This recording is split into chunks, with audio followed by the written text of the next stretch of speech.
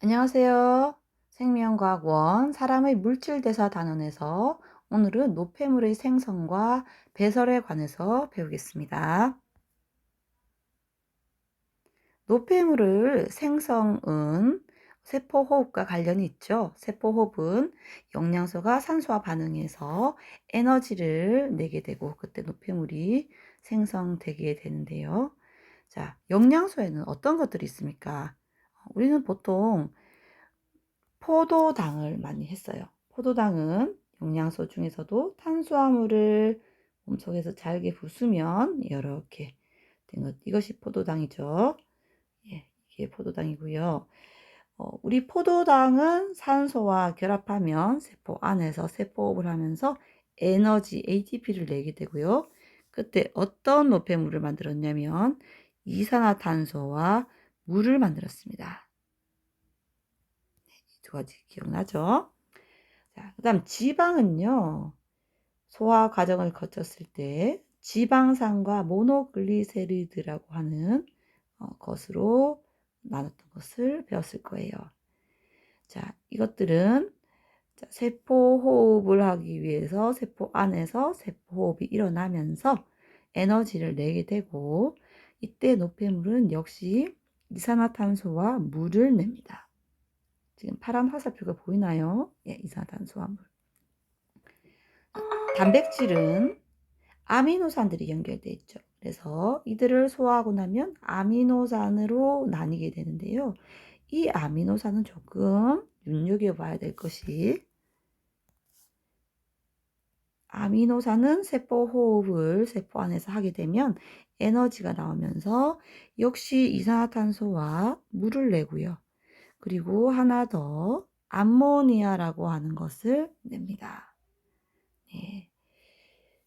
왜 이런 일이 일어나는지 다음 과정에서 한번 잠깐 보겠습니다. 이 부분은 선생님이 포도당과 아미노산 그리고 지방을 잠깐 가지고 온 거고요. 여러분이 외우시거나 하실 필요는 없고 그냥 참고만 하면 되겠습니다. 포도당의 이 어떤 원자들이 어떤 결합으로 이루어져 있는지를 나타내는 포도당의 하나의 모습입니다. 예. 어떤 것들이 있는지 같이 찾아볼까요? 네, 탄소의 숫자나 이런 모양은 신경 쓰지 마세요. 산소, 또 뭐, 어떤 원자가 있어요? 예, 수소 있죠. 예, 탄소, 수소, 산소로 이 포도당이 이렇게 여러 가지 연결이 되어서 이루고 있다, 포도당을. 이렇게 알 수 있습니다. 자, 단백질이 분해된 후에 그 아미노산은 선생님이랑 같이 원자들을 찾아볼까요? 색깔들 이런 건 보지 말고 이거는 이제 그냥 플러스 마이너스를 띄고 있다는 거고요. 탄소, 수소 보이죠? 그리고 산소로도 들어가 있습니다. 산소도 있습니다. 또 없나요? 네. 자세히 보면 여기에 N, 질소가 있죠. 질소를 아미노산이 포함한다는 겁니다. 그래서 포도당과 조금 다르죠. 자, 지방의 구조를 살펴보면 지방은 네, 탄소 그리고 수소도 있고 또 있나요? 예, 여기 산소도 있죠. 그러니까 포도당, 지방, 아미노산은 다 공통적으로 탄소, 수소, 산소를 다 공통적으로 구조에 가지고 있는데 아미노산만 질소를 가지고 있는 게 보입니다. 다시 아까 그 장면으로 가겠습니다. 자, 그렇다면 자, 다시 탄수화물 포도당은 즉 이산화탄소와 물 그리고 지방도 역시 이산화탄소와 물이었고요. 단백질을 이루었던 아미노산은 이산화탄소와 물 그리고 암모니아라고 하는 다른 것을 가지고 있습니다. 이산화탄소 CO2, 물, H2 다 탄소, 수소, 산소로 이어져 있는데 암모니아는 NH3입니다. 예, 화학식이. 그래서 여기 보면 이 N이 어디서 나왔을까요? 이게 바로 여기 아미노산이 추가로 더 들고 있었던 것이 나온 거라고 할 수 있습니다. 자, 그래서 여기 있는 이 노폐물을 우리가 생성된 거를 봤고요. 여기서 보면 이 세 가지 영양소가 공통적으로 세포호흡을 통해서 내는 노폐물은 이산화탄소, 물, 아모니아고, 네, 그 중에서도 단백질만 뭐를 특이적으로 암모니아를 특이적으로 더 낸다고 할 수가 있습니다. 그래서 여기에 있는 세포호흡 과정에 나타난 호흡 노폐물 중에서 암모니아는 특히 질소를 가지고 있다고 해서 때로는 질소 노폐물을 가진다라고 얘기도 합니다. 다른 건 질소가 없는데 이거는 질소가 있죠. 질소 노폐물을 가지고 질소 노폐물을 내는 것은 바로 단백질이다. 이렇게 얘기할 수 있겠죠. 이 부분 꼭 구분 잘 해주세요. 네, 질소 노폐물. 자, 그러면 이제 이 노폐물들을 배설해야겠죠. 물질 대사 결과 나타난 노폐물들 우리 같이 했어요. 어떤 거 썼어요? 이산화탄소, 물, 또 암모니아. 이것들을 호흡계, 배설계로 운반하여서 몸 밖으로 내는 거. 이거를 우리가 배설한다. 노폐물을 배설한다. 우리 몸에서 배설한다라고 하는 말은 물질 대사 결과, 즉 세포 결과 생성된 노폐물들을 이것을 통해서 몸 밖으로 내보내는 과정을 배설한다고 합니다. 자, 주의 깊게 보겠습니다. 자, 조직 세포에서 세포 호흡을 해요. 해요. 하고 나면 그때 어떤 노폐물들이 어떤 길을 가는지 볼게요. 먼저 이산화탄소. 이산화탄소는 쭉 순환계를 거쳐서 호흡계로 가서 이산화탄소는 바깥으로 내보내지게 되죠. 이산화탄소 말이죠. 그 다음에 나왔던 그 물은 이렇게 역시 혈관을 타고 가서 호흡계에서 여러분 입김이나 이런 것으로 또 역시 나올 수 있습니다. 그리고요,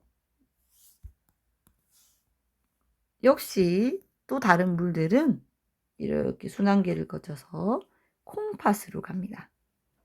콩팥으로 가면 이 콩팥은 오줌을 만드는 곳이에요. 그 오줌을 통해서 물이 나올 수 있도록 이 물이 있죠. 자, 그 다음에 이산화탄소, 물 말고 또 다른 그 노폐물이 있었죠. 어떤 거 있었어요? 아미노산을 세포호흡 시켰을 때 나왔던 암모니아가 있었죠. 암모니아는 물에 잘 녹고 독성이 있습니다. 그래서 이것이 몸 안을 돌아다니다 보면 다른 세포한테 어떤 치명적인 해를 갈 수가 있습니다. 그래서 우리 몸에서는 조직세포에서 세포호흡을 통해서 나온 그 암모니아는 간으로 보내게 됩니다. 그럼 간을 거치는 동안에 안에서 요소라고 암모니아가 요소의 형태로 바뀌게 됩니다. 자, 암모니아는 요소의 형태로 바뀌게 되고요. 이 요소는 독성이 사라진 상태거든요. 그래서 요소도 역시 이제 콩팥으로 보내지게 됩니다. 그럼 콩팥에서는 이 요소 그리고 이 물 섞인 이 혈액을 잘 걸러서 오줌물을 만들어서 요소랑 물이 오줌으로 나올 수 있게 해주는 거죠. 자, 오늘은 여기 배설계 부분을 좀 더 자세히 배우려고 합니다. 배설계는 여기 콩팥, 그리고 방광, 그리고 오줌이 나오는 길인 요도, 이걸로 구성되어 있습니다. 기관들을 기억해 주세요. 콩팥, 방광, 요도. 그래서 배설기에서는 콩팥에서 특히 혈액을 걸러서 오줌을 생성하면서 오줌이 방광에 모여 있다가 몸 밖으로 나가게 되거든요. 예, 이 배설기 주의 깊게 보시고 이 배설기 중에서도 콩팥에서 오줌을 만드는 과정을 조금 더 자세히 보겠습니다. 이 콩팥 안에는 네프론이라고 하는 구조들이 엄청 많이 있습니다. 네프론이라고 하는 구조에서 오줌을 만드는데요. 그 하나하나가 오줌을 만드는 기본 단위라고 보면 돼요. 이 네프론을 좀 그림을 살펴볼까요? 네, 여기입니다. 자, 네프론은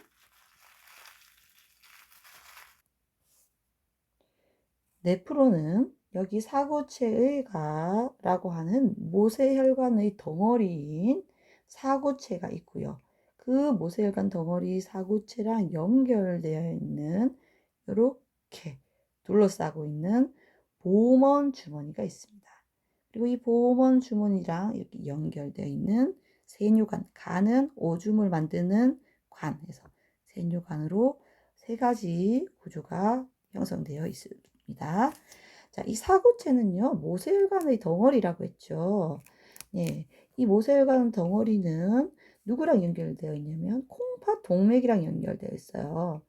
자, 심장에서 나가는 혈액을 우리가 동맥이라고 했고요. 심장과 여기 콩팥이랑 연결되어 있다고 해서 콩팥 동맥이라고 합니다. 심장에서 혈액이 쑥 들어오겠죠. 자, 그 다음에 이렇게 모세혈관이 똘똘똘 뭉쳐서 사구체로 있다가 이렇게 모세혈관이 또 형성되어 있고 다시 심장으로 들어가는 혈관을 정맥이라고 했죠. 근데 심장과 콩팥이랑 연결되고 있다고 해서 콩팥 정맥이라고 했고요.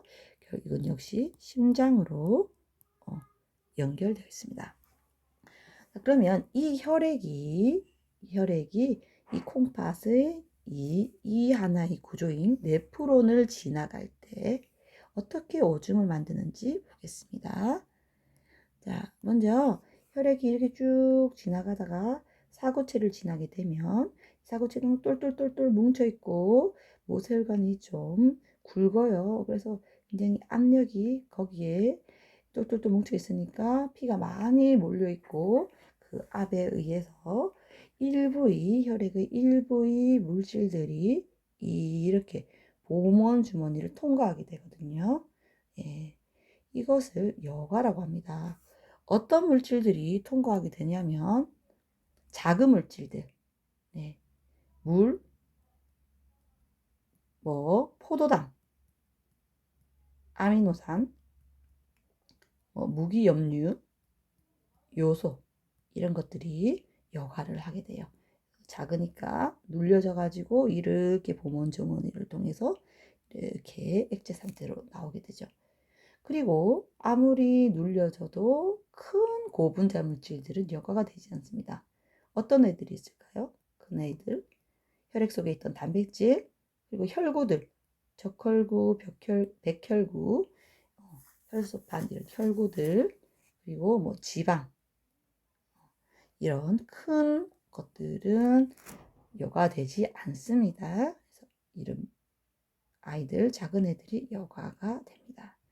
여과된 애들은 보먼 주머니를 따라서 세뇨관을 흐르게 되고요.